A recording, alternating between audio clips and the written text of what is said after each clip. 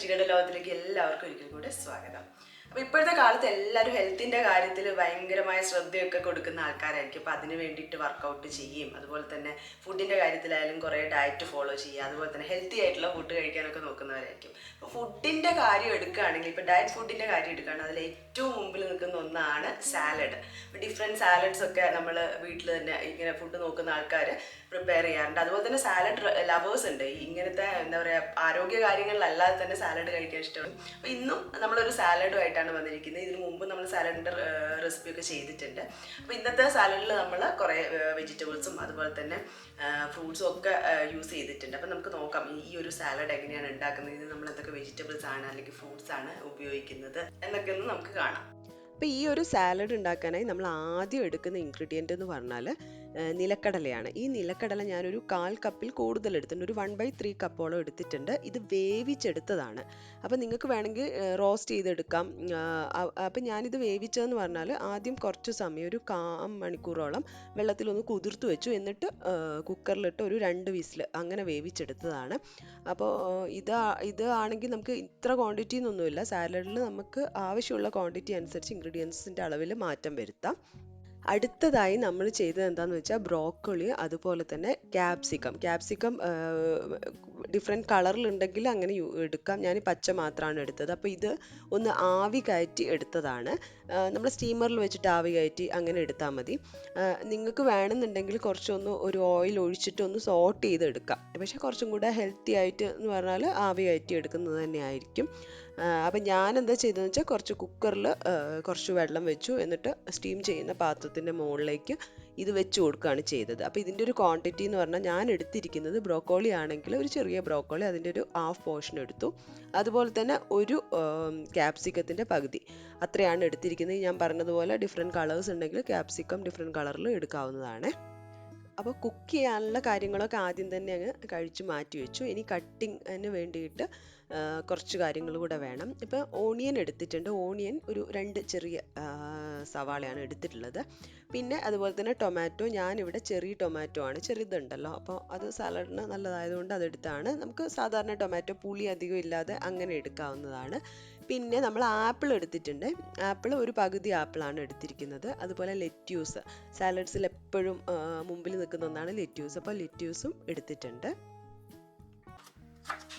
ഇനി ഈ എടുത്തു വെച്ച കാര്യങ്ങളൊക്കെ നമുക്ക് കട്ട് ചെയ്യണമല്ലോ. അപ്പോൾ ആദ്യം സവാള എടുത്തു, അത് ചെറുതായിട്ട് ചതുരത്തിൽ കട്ട് ചെയ്യാണ്. അപ്പോൾ കൂടുതൽ സവാളയൊക്കെ വേണമെന്നുണ്ടെങ്കിൽ നമ്മൾ എടുക്കാം കേട്ടോ. ഇനി ഈ കട്ട് ചെയ്ത് വെച്ച സവാള ഒരു ബൗളിലേക്ക് ഇട്ട് കൊടുക്കുകയാണ്. അടുത്തതായിട്ട് നമ്മൾ ആപ്പിൾ എടുത്ത് വെച്ചിട്ടുണ്ടായിരുന്നല്ലോ, ആപ്പിളും ഇതുപോലെ തന്നെ ആ ഒരു ഭാഗത്തിൽ കട്ട് ചെയ്തു എടുത്തു.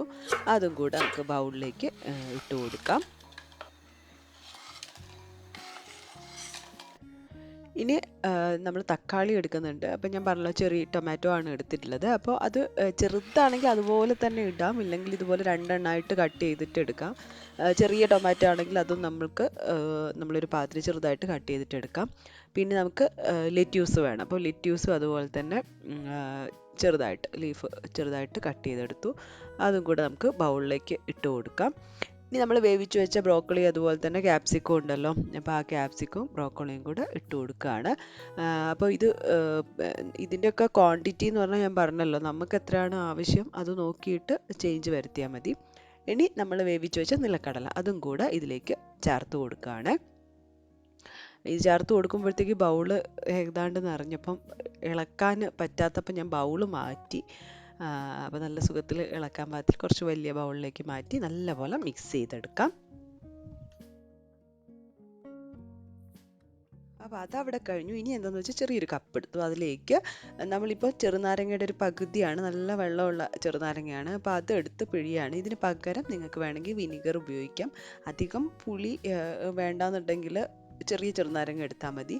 ഇനി ഇതിലേക്ക് ഒരു 1-1.5 ടേബിൾ സ്പൂണോളം ഒലീവ് ഓയിൽ ചേർത്ത് കൊടുക്കാം. പിന്നെ നമുക്ക് ഉപ്പ്, ആവശ്യമായിട്ടുള്ള ഉപ്പ് കൂടെ ചേർക്കാം.